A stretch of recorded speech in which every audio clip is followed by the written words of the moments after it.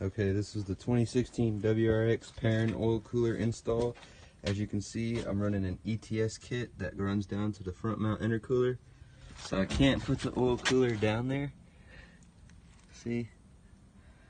So, what I had to do was weld this bracket here, bend the metal 90 up, go over, welded this piece on, welded this piece right here, this 90, to a 30, it's a 30-degree angle.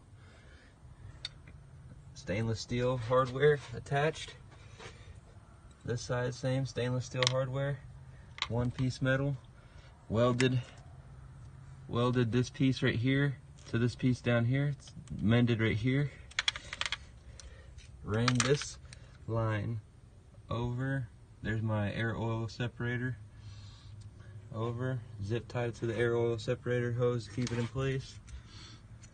Came up underneath this snorkel and tied it to this hose just to keep it secure.